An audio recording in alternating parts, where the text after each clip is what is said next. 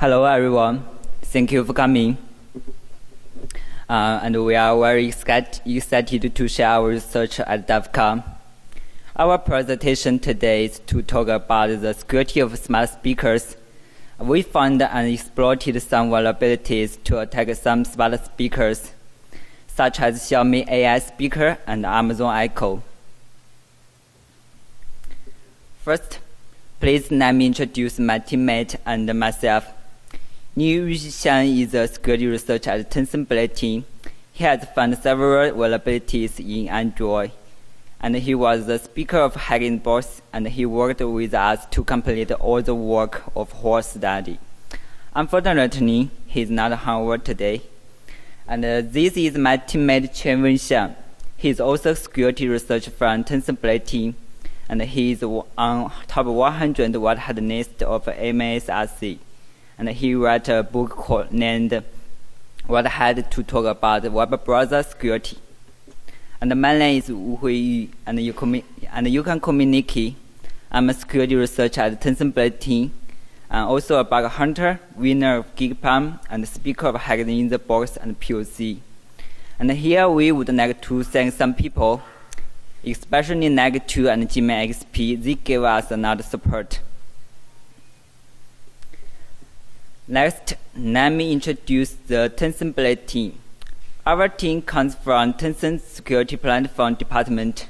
Now, we are focusing on the security research of AI, IoT devices, mobile devices. In the past 2 years, we have found more than 17 security vulnerabilities for many companies, such as Google and Apple. And you can contact us at blade.tencent.com. Before we start our presentation, let's take a brief look at the outline. First, we will give an introduction to smart speaker, and then we will talk about the attack surface of smart speakers.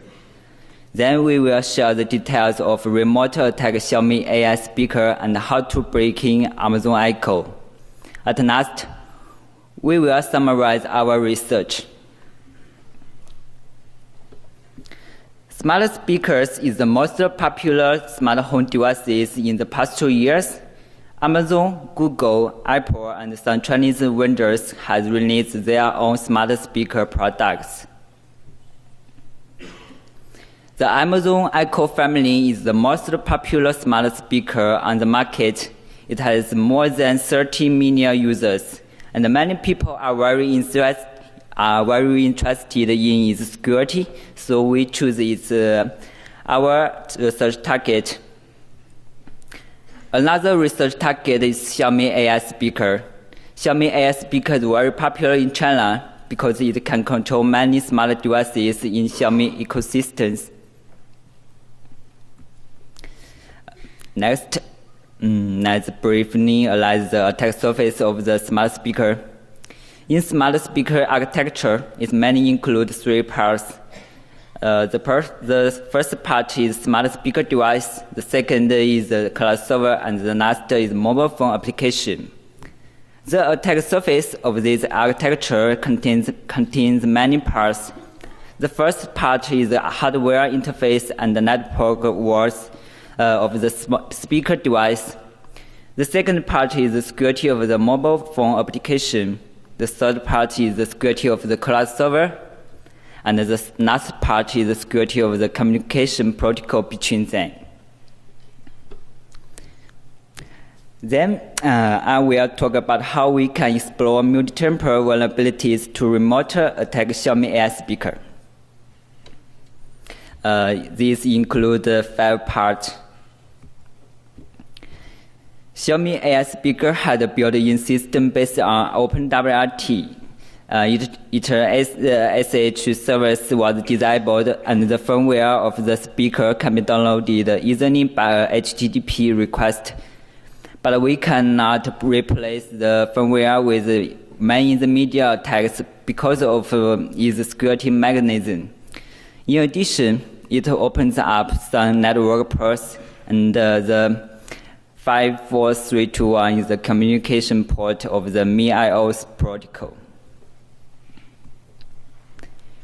MIO protocol is used to configure and control smart home devices made by Xiaomi.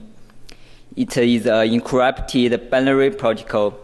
After analyzing the firmware of Xiaomi AI speaker, we found that the data included in the MIO packet was passed into UBus commanders and executed by Xiaomi AI speaker with root permission.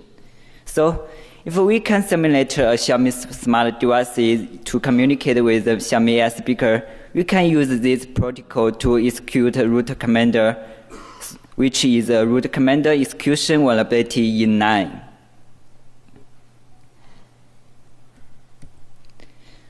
In order to explore this vulnerability, we first need to establish a connection with the speaker and pass the authentication of MIO protocol. This will require us to obtain an AES key for connection. We call this key as token. This token is 16-bit string. To get this token, we need to use the Mi Home application to rebrand the speaker to tag the ARM account. Then, extract the token from the application's database. We found a web interface authority vulnerability, so we can only need to get the device ID to unband any speaker device. And we found the device ID can be obtained by sniffing in the NAND. After got the token, we can use some tools to connect the Xiaomi AI speaker by MIO protocol. Then we can send some UBus commanders to the speaker. The first commander is used to modify the drop beer configure file, and the second commander is to turn off the drop beer password authentication. Finally, we need to start the drop beer. After executed these UBus commanders, we can successfully to access the SSH of MIO speaker and log in without passwords. And it means we have obtained the root permission of the speaker. In addition, we found another vulnerability in a program called Message Agent, which is used to MQTT communication between the speaker and cloud servers. When a user controls the speaker's function in a mobile phone, the application communicates with the cloud server first. Then, the cloud server sends the device ID and commander to the message agent. Then the message agent will execute the commander. We found two special web interfaces. One is remote UBus, which can call the UBus servers remotely, and another is remote OTA. The command sent by calling this interface will be executed using the system function, so which is a remote system commander execution vulnerability. There are two pieces of the vulnerability code that are analyzed using AdaPro.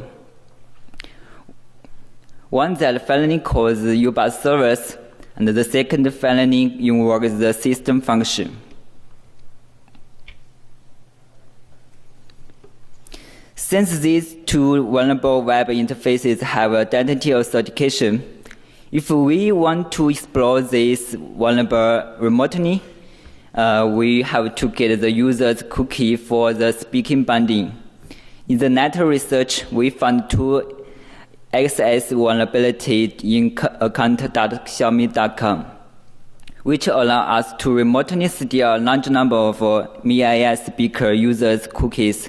So now, we can explore these vulnerabilities to complete the attack chain of remotely obtain the root permission of MIO speaker. Now, let's take a brief look at the first demo video. This video demonstrates the two vulnerabilities we mentioned.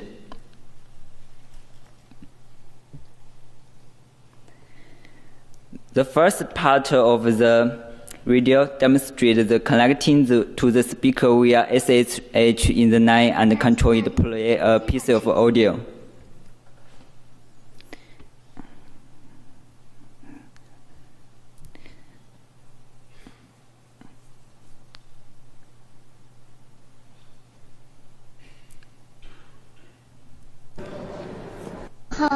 预备好喽。Because this Xiaomi AI speaker doesn't speak English, so we control it say a Chinese, meaning winner winner chicken dinner. In the second video, the victim's smart speaker is remotely controlled by the attacker after cleaning a URL. Okay, now we will finish the section on Xiaomi AI speaker. Let's talk about how to break in Amazon Echo. These include 6 parts, and then we will quickly talk about the previous 4 parts, and the explore detail and the demo video will be shared by my teammates. First, let's have a brief look at the Amazon Echo. In the newly released second generation Echo family, all of the Amazon Echo devices use similar hardware and systems, so we choose the Echo Dot as our test devices. Amazon Echo Dot has built-in Fire OS, which is actually a system based on Android. It turns on SE Unix and ASLR, locks the bootloader, and it has a USB interface, but can only use for charging. We also found some network ports by scanning. At the beginning, we tried to get the firmware for a long time, but we got nothing. So we chose to start with the hardware and extract the firmware directly from the flash chip. In order to extract the firmware from the flash chip, we need to prepare a lot of hardware tools, which include the hard air gun, soldering, error, reborn tools, and so on. Okay, this is the second demo video. This video shows how to desolder the chip from the PCB in 6 minutes and then reborning the chip.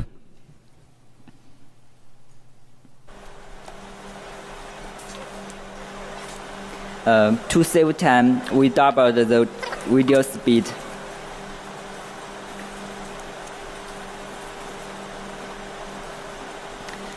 The most important skill is to choose a suitable temperature and be careful.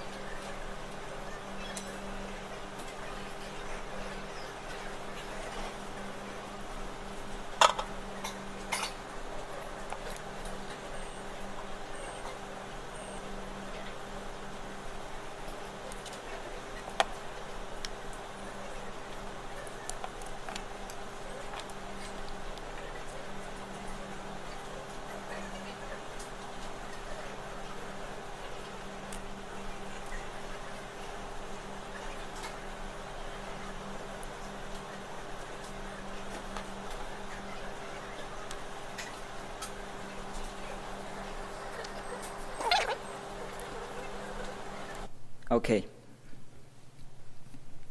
When we desolder and reborning the chip, we need to choose a suitable chip adapter according to the chip's datasheet.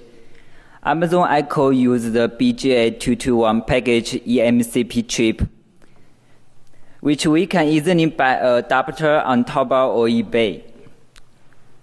And we also can buy a universal EMMC reader and connect the adapter to the USB reader device, so that we can read and write the firmware content in the EMCP chip easily. And this is the disk partition information we extracted from the flash chip. It contains many parts, such as preloader, bootloader, boot image, system, and so on. When we got the firmware, we had another important thing to do. That is to modify the firmware to create an Amazon Echo Dot with root permission. This can help us quickly debug some vulnerabilities. Because the Amazon Echo Dot turned on SE Unix and locked the bootloader, we cannot directly modify the boot image to achieve root. We need to close SE Unix and then add the superuser binary file to the system and start. And then we need to open the system ADB function. We add these operations to a shell script that starts automatically, so that every time the system boots, it can make sure we can collect the Echo Dot from its USB interface and get the root permission. After complete this, this is the third demo video to show how to solder in the chip.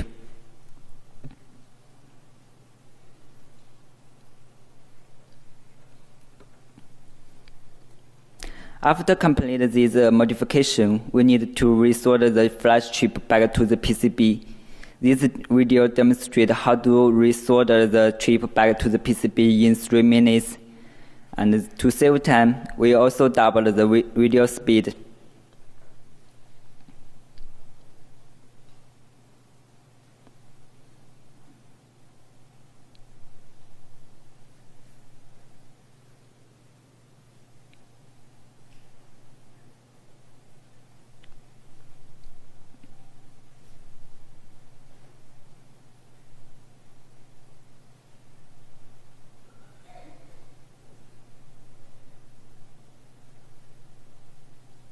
Okay.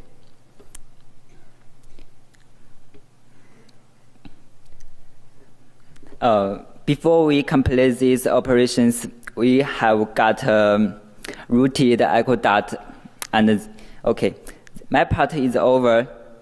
Thank you for listening. Now, please welcome my teammate Chen Wenxiang.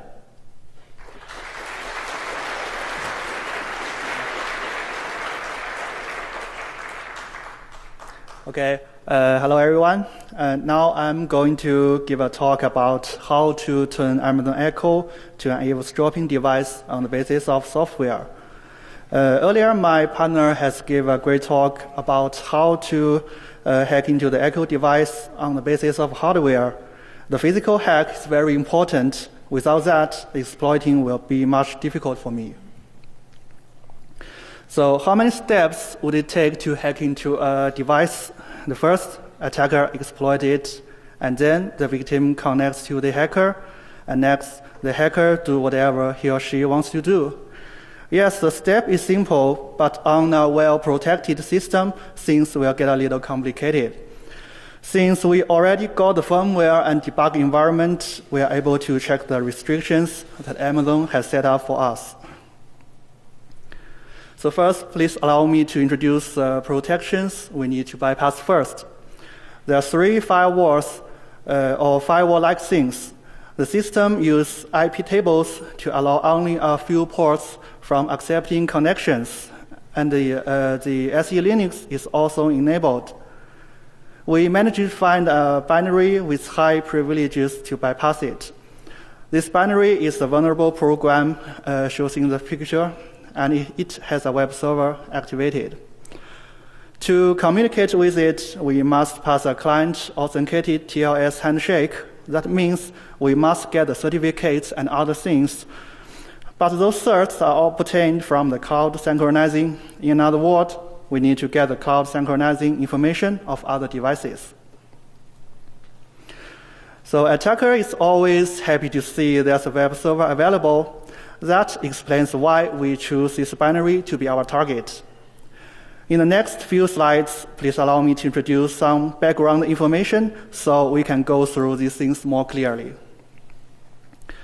The word WHAD, which is a whole home audio daemon, it is a huge binary runs as root and with network access and is able to record voice. Also, the most excited part is it would open a web server. The HTTPS server runs on port 55443 and it accepts control commands. But things are not going as we wish it to be. The HTTPS server introduced client-authenticated TLS handshake. That means we must have a server certificate, client certificate, and a private key to communicate with it. That this sounds difficult, but we have also noticed that the physically rooted device can also pass a check and communicate with other devices. So the information must be stored in somewhere. By reading the document of libcurl, we know we can extract all certificates and private key from libcurl's negotiate function on rooted device. To do the trick, the first thing we need to do is to bind our rooted device into victim's account. I'll explain this why we do this later. By auditing Amazon's website, we have found two XSS, and both need 2 steps of user's action, so we decide not using them. But the XSS here is fatal. You can steal privacy or control the device with a cookie obtained from XSS, because Alexa dashboard is a lack of modern protections, such as CSP, which is a content security policy, and HTTP only protects. Yes, by using the XSS, you can get the same result of what we'll talk later. But we also found another method which is the quickest and easiest way for us. That is to spoof an Amazon website. We have found that every time when we log into the Alexa, there's an OpenID login page, and there's also a redirect parameter in the URL. By modifying that parameter, it will redirect to any domain which is a subdomain of Amazon.com in HTTPS. Since we want to mimic Amazon's website, so we don't want to mess up with the HTTPS certificate, so we'd like to have an HTTPS downgrade redirect. And luckily, we have found the site associate redirect.amazon.com. Its validating rule allows to downgrade to HTTP. It also has some vulnerabilities that could be redirected to other sites which is not belongs to Amazon and leaking some token from OpenID. But now the only thing we need is the downgrade. Okay, we want to spoof Amazon's website inside victim's LAN, but there are 2 preconditions. The first one is the attacker need to be joined the victim's LAN, and the second is we need to find an Amazon domain which resolves to a local address.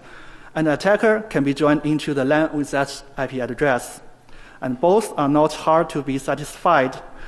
You can get a list of subdomains from Google Transparency Report. Then you can disable DHCP to use the static IP address to join into the LAN. We have found the app service which resolves to a local address. If attacker could join the LAN of victim with that address, then start a web server. When victim tries to visit appservice.amazon.com in his or her browser, actually the victim is visiting the hacker's website. Also, because it has a root domain of Amazon.com, the cookie will be sent to the attacker automatically from the browser. To sum up, first, the attacker joins the LAN And when victim logging from the Alexa login page with the redirect parameter set to associate redirect.amazon.com, and when victim finish the login, the page will redirect to associate redirect.amazon.com. Then this site will downgrade and redirect to appservice.amazon.com. This domain resolves to attacker's computer, and the user will finally visit the attacker's website with a cookie sent to it. Then the attacker binds his device into victim's account using the cookie. And finally, we can communicate with other devices of victim. And the first problem is solved. We have got a device could pass the first check. Then we will use that device to extract certificates and private keys from negotiate function.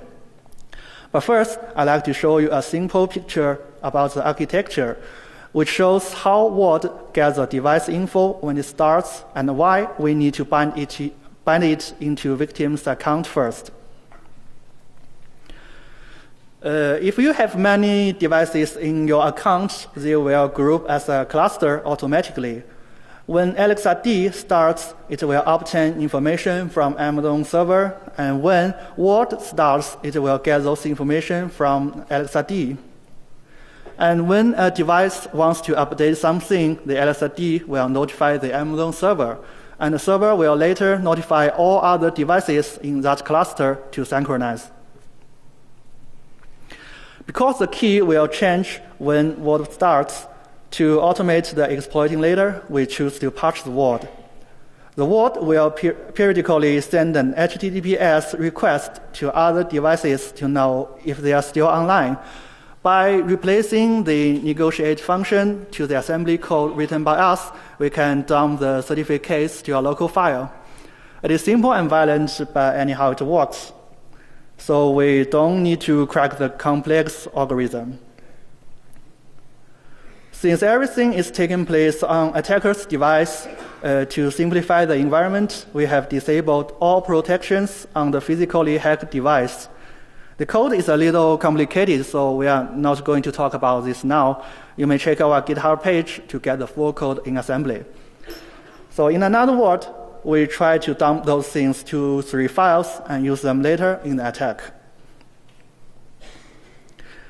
Now we have dealt with the client authentication problem. Every time before we want to perform an attack, we run the patched Word to get the cert and private key. Then we can go to the last step to break the vulnerable program, Word, on victim's device. Since we are going to attack it, there must be vulnerabilities to be exploited. So let's back to the binary auditing. So we have audited almost every binaries, and we found the binary written by Amazon themselves are secured by design. But we have also noticed that Echo is using the very old version of the third-party libraries. They're all nearly 4 years old. You can see the picture. It shows they are using some code of year 2014. So although Amazon tries to apply security patches to them, there are still many end days and zero-day vulnerabilities. They are gold mine. Okay, it's time to dig the gold. That is to attack the web server and get control of Word. And how's the feeling for you to audit some code written from 4 years ago? Maybe a little relaxed, I guess. Because old code with poor test often leads to serious problems. It took me a week to find the treasure, but when we first find the exploitable function, nobody in Word calls it. Luckily, Amazon updated the binary 2 months later, and we have found that a lot of functions are referencing this function. The root cause of the vulnerability is the library has failed a condition check, and thus a lot of vulnerabilities happen in sequence. Let's take a look at the questionable code. First, you can see the content length is a user's polite code, and Civit Web tries to get the value from HTTP header and convert it into an integer. The ATOI accepts negative numbers as input and will return a signed integer. What I don't quite understand is why they convert the value from signed integer to unsigned here. If the variant is unsigned, the code if content length is greater than 0 is actually equals to if content length is not 0. So maybe the unsigned here is a typo. And next, the if check, -1 equals to the biggest number of unsigned int, so we will also pass the check. And then the number +1 is again an integer overflow. The result is 0. malloc 0 is valid because ecosystem is using dlmalloc as the malloc algorithm. As the menu says, even input is 0, it can still allocate a small buffer for you to write in. Next, in the mgread call, there's a heap buffer overflow. We'll talk about this soon. And there's a minor one, the post data bracket content length assigned to 0 will write 0 at -1 position, leaves the string not 0 terminated. That is a potential information leak because this function is used to get the parameters value. So it's just like the chess, a bad move might lead to a total lose. Okay, let's back to the heap buffer overflow. The Douglas malloc, dlmalloc 0, will allocate 16 bytes. That means 8 bytes of metadata plus 8 bytes buffer, where we can write our data to. In the mgread, data read from HTTP request is written into buffer. The good thing is this function will fix the input length, so if you are giving the huge number as we did, it will fix that length to real data length remains in the socket buffer. Then it will copy the data from socket to malloc buffer. So if we try to post a string longer than 8 bytes, there will be a heap buffer overflow. So do you remember the size of malloc is controlled by user? We can send content length to control it. If we don't send the full HTTP request by omitting the terminating return carriage and new line, the malloc heap buffer will remain in the memory without being freed. When we need to free the buffer, we could simply send the remaining return carriage and new line. Then the connection is closed and the buffer is freed. By the way, the mgread will write anything including 0 chars to buffer, so it is very convenient for us to exploit. Since we can control the content of heap, one thing we wanted most is a vulnerability to bypass ASLR. That would be good for us to do the heap buffer overwrite and heap spray later. First, let's talk about the heap spray part. If we want to exploit it, we must try to control area to put our shellcode in. The anonymous memory is a good place. Large heap allocation requests cause the malloc to use mmap anonymous memory. It is controlled by the mmap threshold variant of dlmalloc. Although there's 100 of threads running in the background, there's only we want to allocate such huge memory. Because the algorithm of the mmap, the address is started from a predictable range even when ASLR is enabled.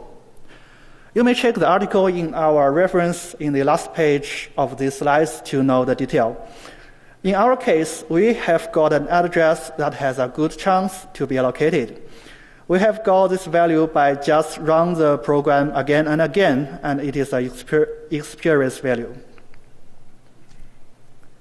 So after we have got a buffer to put our shellcode, we may also need an information leak to do the rest of things. The IoT device is different from the desktop applications.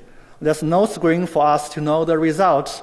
So if the leaked data is sent to us through the network, that will be great. Finally, an information leak of libcurl in FTP connection is proved to be exploitable. By the way, this is an end-day vulnerability. So libcurl don't give the POC, but we try to reproduce this problem from libcurl's patch and test cases. We see to trigger this vulnerability, we need to reuse a curl handle. That means we need to use same handle to connect to the same FTP server, not less than twice. Okay, let's back to the program logic of WAD. We have found a control command. Its name is download audio. Normally, it would download only a single file, and the curl handle is closed. But we have dug into the code deeper and found that if the extension is PLS, it will parse the PLS file and use the same curl object to download every file in it. And from the second connection, curl will reuse the FTP handle and trigger the vulnerability. The picture shows the detail of the file. We use PHP redirect to bypass the protocol restriction of WARD. Also, if the PLS downloaded successfully, WARD will use the cache and will not accept the same request twice. That means if curl's FTP function fails to leak any bytes, unless it is restarted, WARD will not accept our download request again, and we don't want to see this happen. So we checked the code branch and found if one of the URL points to a file that doesn't exist, there will be no catch. So we can send the same request as many times as we want till we leak an address. We use a Python script to automatically adjust the payload. And finally, we have found the size 103 will reuse a freed heap area, which contains an address point to a function of curl. And based on this address, we can calculate the loading address of curl, and furthermore, address of every libraries. Because the ld.so will load DT needed libraries in sequence, so you can simply calculate the next or previous library's address by plus or minus the length of adjacent SO library. So we have everything we need, so how do we execute the code? The web server is powered by OpenSSL. An SSL object is created when a request is coming. So if you happen to read the source code, you will find there are many function pointers in that object. When libcvdweb wants to respond something to the client, SSL write is called. So all we need to do is to overwrite the SSL write pointer. And to simplify, we have found a fast way to trigger SSL write.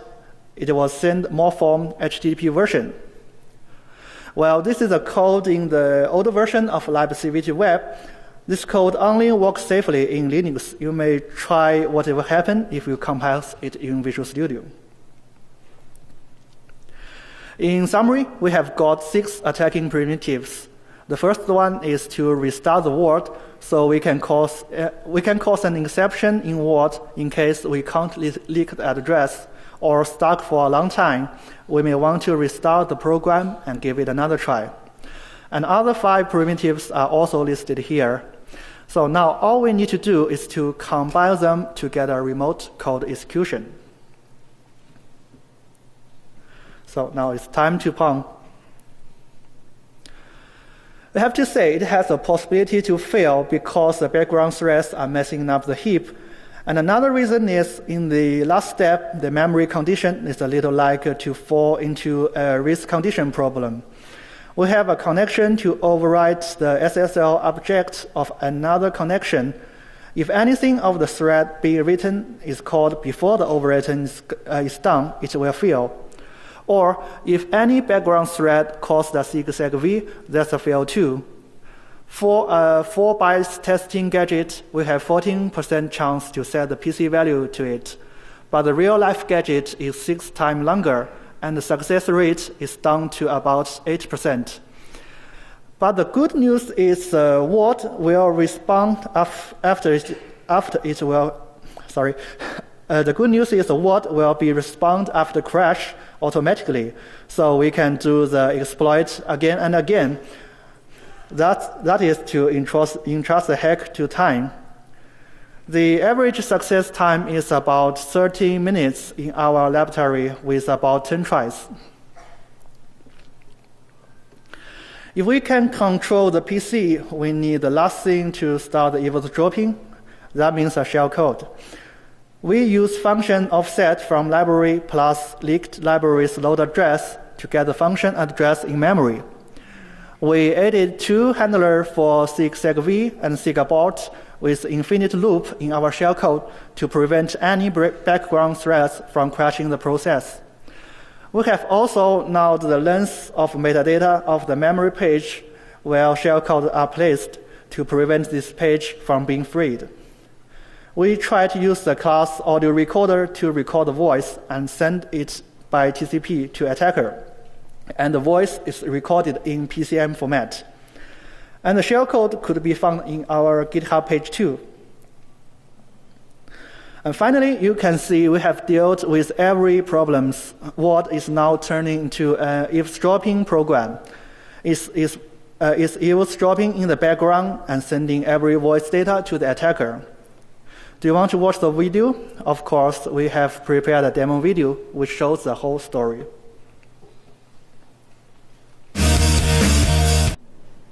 Alexa? Yeah, this is a normal echo dot. And the left part is the attacker server, and the right part is the exploiting script.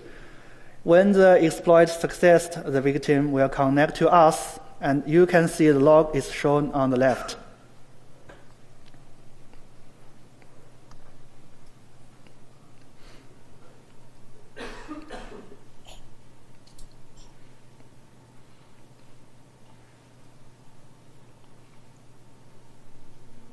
Hello? Do we have any meeting tomorrow? Yes. Hello? Do we have any meeting tomorrow? Yes. Yeah, that's it.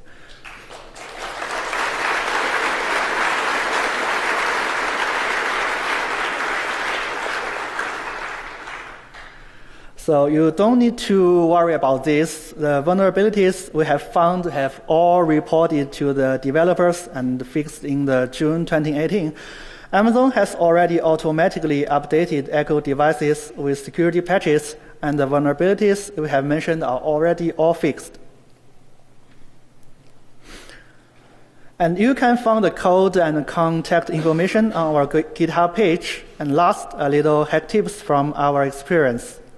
The first, to hack an IoT device, you need to get the firmware first, and it is good to master all kinds of soldering and firmware extraction methods. And web plus binary vulnerabilities often equals to remote code execution. And the most important thing is to be patient. Your hard work will finally pay off. And so thank you for listening, and thanks my partner too. If you have any